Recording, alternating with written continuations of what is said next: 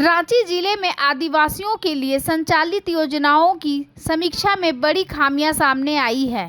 राष्ट्रीय अनुसूचित जनजाति आयोग की सदस्य डॉक्टर आशा लकड़ा ने गुरुवार को रांची जिले के 18 प्रखंडों में आदिवासियों के लिए संचालित विभिन्न योजनाओं की समीक्षा की।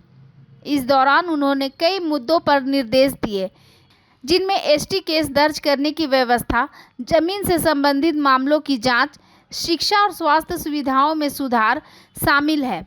उन्होंने उपायुक्त और एसपी को निर्देश दिया कि प्रत्येक थाना में एसटी केस दर्ज करने की व्यवस्था करें और जिले के विभिन्न थानों में एसटी केस दर्ज करने के बाद उसे जिले को ट्रांसफ़र किया जाए। साथ ही उन्होंने जिला शिक्षा विभाग को निर्देश दिया कि एससी, एसटी, ओबीसी और अल्पसंख्यक छात्र छात्राओं का अलग अलग रिकॉर्ड तैयार करें, ताकि आदिवासी छात्र छात्राओं को संबंधित योजनाओं का लाभ मिल सके। बंधुओं का स्वागत और अभिनंदन करती हूँ। आज राष्ट्रीय अनुसूचित जनजाति आयोग पूरी टीम के साथ रांची आगमन हुआ है और हमारे साथ हमारे राष्ट्रीय अध्यक्ष सहित सभी सदस्य और सभी पदाधिकारी, सचिव सहित जॉइंट सचिव जो हमारे रहे और अभी उन्होंने रिजाइन भी दिया है, लेकिन आयोग ने पुनः उनको रख लिया, जाने नहीं दिया। ऐसे हमारा रिसर्च अधिकारी और तमाम अधिकारी यहाँ उपस्थित हुए हैं। अपने बीच में ताउथंग जी, जिनके बारे में हमने बताया, जॉइंट सेक्रेटरी, रिजाइन करने के बाद भी रिटायरमेंट लेने के बाद भी आयोग ने पुनः रखे। ऐसे हमारा रिसर्च अधिकारी मीना जी, आप दोनों हैं। सुबह से आयोग आदिवासी संगठनों के साथ बैठक की और अभी बाकी हमने रांची जिला का रिव्यू मीटिंग लिए हैं और रिव्यू मीटिंग में हमने डिटेल रूप से स्वास्थ्य विभाग, एजुकेशन डिपार्टमेंट, कल्याण विभाग, समाज कल्याण, सामाजिक सुरक्षा, खाद्य आपूर्ति, पेयजल स्वास्थ्य विभाग, मनरेगा, जेसल पीएस और वन विभाग, भूअर्जन विभाग, कृषि विभाग, श्रम नियोजन, पशुपालन, गव्य विकास, मत्स्य विभाग, बिजली विभाग और जलापूर्ति, सभी विभागों का हमने बहुत पूरी बैठक ली। बैठक में जिला के सभी पदाधिकारी, डीसी, एसपी सहित और सभी सीओ और बीडीओ 18 ब्लॉक का रांची सहित सबका हमने समीक्षा बैठक लिए हैं। और समीक्षा बैठक में अगर हम बात करेंगे तो एजुकेशन सिस्टम की अगर हम बात करते हैं, एक आदिवासी बहुल राज्य की राजधानी रांची जैसे हेडक्वार्टर की बात करते हैं, स्कूल के बारे में सबको जानकारी है। टोटल स्टूडेंट कितना है यह भी पूरा डिटेल उनके पास नहीं है, और ना ही टोटल टीचर के बारे में। उनमें से आदिवासी कितना है, माने एसटी कितना है, एससी कितना है, ओबीसी कितना है, अल्पसंख्यक कितना है, ये अलग अलग नहीं किया गया। आज का बैठक में जो विषय सामने आया है, आयोग ने बोला है बैठक में कि सभी को अलग अलग किया जाए और उनमें से जो बच्चे आज भी ड्रॉप आउट हो गए हैं, उन ड्रॉप आउट बच्चों को आपने फर्स्ट टाइम दोबारा एडमिशन करने का मौका दिया क्या, सेकेंड टाइम, थर्ड टाइम अगर नहीं किए हैं तो उसको करने के लिए हमने बोला। आज भी गांव में है तो उनका कैसे डेवलपमेंट हो सकता है, तो उनका को करिकुलम यानी संकुल स्तरीय, एक संकुल माने एक संकुल में लगभग 18 स्कूल होते हैं, 10 से 18 स्कूल होते हैं। उस स्कूल का संकुल का अंतर स्कूल प्रतियोगिता कराने के लिए हमने बोला, ताकि बच्चे वाद विवाद, डिबेट प्रतियोगिता, खेल कूद प्रतियोगिता में भाग ले सकते हैं और आगे बढ़ सकते हैं। उसी तरह टीचरों का भी एक ओरिएंटेशन प्रोग्राम हो, ताकि टीचर उसका लाभ ले सके और बच्चों को अच्छा शिक्षा दे पाएंगे। हमने यह भी बोला है कि जो प्राइमरी का टीचर है, जो डिस्ट्रिक्ट लेवल पर उनका प्रमोशन होना चाहिए। 1996 से जो टीचर आज ज्वाइनिंग किए हैं, 1996 से ज्वाइनिंग किए हैं प्राइमरी में, और टीचरों का प्रमोशन आज तक नहीं हुआ है। आप प्राइमरी स्कूल में देखेंगे तो उस प्राइमरी स्कूल में प्रभारी प्रिंसिपल है, वहाँ प्रिंसिपल का प्रमोशन ही नहीं हुआ। बोला है ताकि आगे बच्चों के लिए अच्छा हो पाएगा, समय पर बच्चों को पुस्तक मिले, समय पर साइकिल का वितरण हो, यह भी हमने कहा है। दूसरा, स्वास्थ्य विभाग जिस तरह से सदर अस्पताल है जिले के अंदर में, ऐसे CHO, PSC ऐसे हैं। टोटल डॉक्टर कितना है, सेक्शन पोस्ट कितना है, उनमें डॉक्टर जो है उनका OPD लगता है क्या। अगर सदर अस्पताल में OPD लगती है तो उनका एक डिस्प्ले होना चाहिए जो गरीब गुरबा लोग आते हैं वहाँ जाते हैं तो कम से कम हिंदी का डिस्प्ले वो पढ़ पाएंगे और पढ़ने के बाद में उसका लाभ ले पाएंगे। इसका भी आपको डिटेल देना चाहिए। और अखबार में भी इनका जो डिपार्टमेंट है अखबार को संबोधन करने के लिए ये उस डिपार्टमेंट को भी हमने बोला है, डीसी को बोला कि आप कम से कम अखबार में चाहे सोशल मीडिया पर इनका प्रचार प्रसार करेंगे तो लोग को समझ में आएगा कि सोमवार को कौन डॉक्टर बैठे, मंगलवार को कौन, बुधवार को कौन, ऐसे साप्ताहिक उनको जानकारी होगी। ये डिटेल हमने बोले हैं कि आप कल्याण विभाग की बात करेंगे। कल्याण विभाग में एजुकेशन से रिलेटेड है। आज पूरे झारखंड तो हमने घुमा है, लगभग रांची मिलाकर के 14 डिस्ट्रिक्ट जो आदिवासी बहुल राज्य जिला, उस जिला में से रांची का आज हमने निरीक्षण किया। हमें रांची शहर के अंदर का हॉस्टल की बात हमने बताई। भागीरथी हॉस्टल लड़कियों का है, कॉलेज हॉस्टल, दीपशिखा हॉस्टल लड़कियों का है, सरस्वती हॉस्टल एससी का है। सभी जगह 100 बेडेड है, लेकिन कैपेसिटी से अधिक रह रहे हैं। जहाँ 100 बेड है वहाँ 300 लड़कियाँ रह रहे हैं। शौचालय 6 ही यूज हो रहा है। 300 लड़कियाँ 6 शौचालय में कैसे यूज करते होंगे।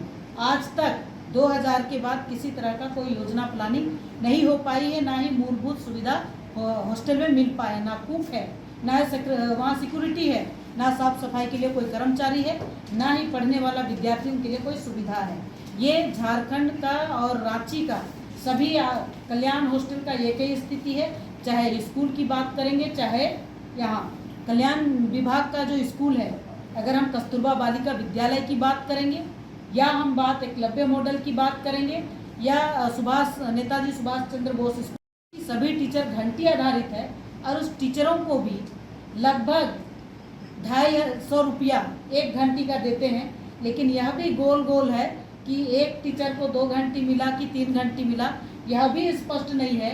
एक मनरेगा का लेबर को 275 रुपया मिलता है और एक शिक्षक जो घंटी आधारित सेवा देने के लिए जाते हैं उनको लेबर से भी कम राशि मिलती है। ऐसे खाद्य आपूर्ति की बात करें तो हर जगह खाद्य आपूर्ति में पीडीएस दुकान के लोग हैं, निहायती गरीब आदिवासी समुदाय के लोग जहाँ रहते हैं उनको सही से राशन नहीं मिल पाता है और हर कार्ड पर 3 से 4 किलो चावल काटा जाता है। ये उचित नहीं है। हमने कहा एफसीआई गोडाउन से लेकर के जितना एमओ है और जो या खाद्य आपूर्ति पदाधिकारी है, विजिट करो, कार्रवाई करो और ऑनलाइन हो रहा है या नहीं हो रहा है। जिस जगह पर ऑनलाइन नहीं हो रहा है, त्योहारों में किसी व्यक्ति ऑनलाइन के कारण त्यौहार ना मने, ऐसा ना हो। अगर त्यौहार है ऑनलाइन नहीं हो रहा है तो ऑफलाइन देने का भी प्रावधान करो, ये हमने कहा है। ऐसे तो जो ग्रामीण क्षेत्र में अगर देखा जाए तो एक प्ले स्कूल की नाम करेंगे तो आंगनबाड़ी एक सेंटर है।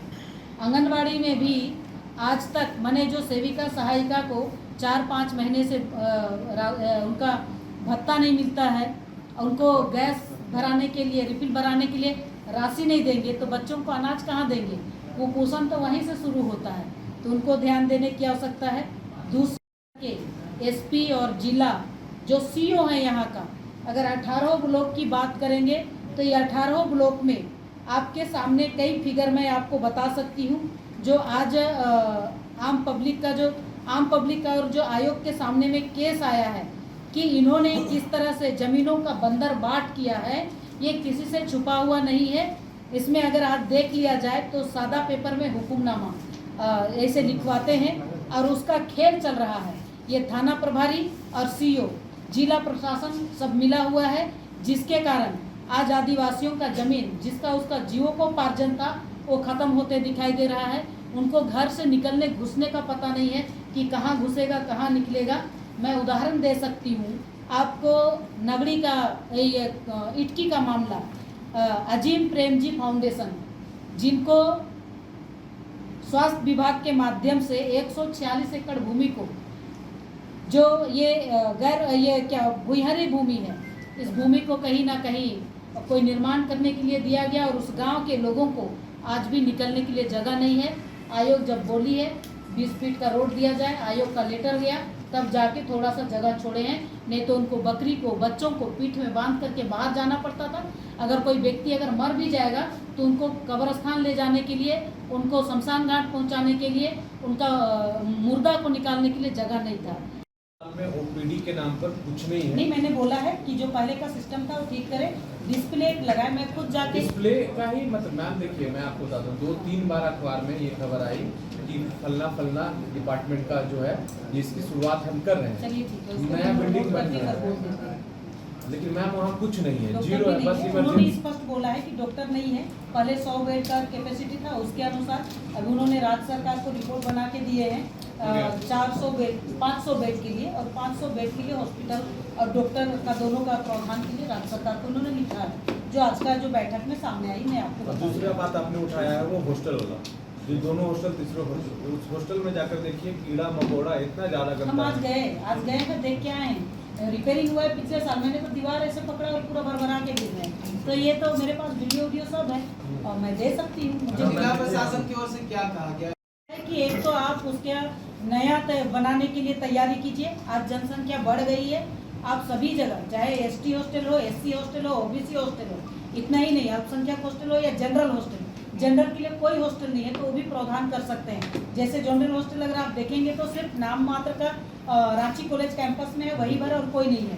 तो आप एक अच्छा प्रपोजल बनाइए ताकि हॉस्टल में यूजी का, पीजी का, इंटरमीडिएट का और तैयारी करने वाला, उसके साथ जो जॉब करने वाले लोग आते हैं, पर जॉब तो करते हैं, प्रोफेसर होंगे, बाकी होंगे, रहने का जगह नहीं मिलता है, तो वर्किंग हॉस्टल भी आप बना सकते हैं। ऐसा हम लोग ने बोला है, एक प्रपोजल तैयार कीजिए, ये रखिए। दूसरा हम लोग ने इंटरनल ग्रीवांस सेल की भी बात की है ताकि जो जॉब करने वाले लोग हैं वो ज़्यादा थ्रेट ना हो, उनको किसी तरह की परेशानी ना हो, कोर्ट कचहरी जाना ना पड़े और उनका समाधान इसी इंटरनल ग्रीवांस सेल में हो, चाहे पुलिस प्रशासन का हो या जिला प्रशासन का। आर्मी अस्पताल का जिसके उसको मैं आप सभी को बताना चाहती हूँ, ठोस क्या आपको मैं कल बता रही हूँ, कल हमारा 30 तारीख को स्टेट रिव्यू है।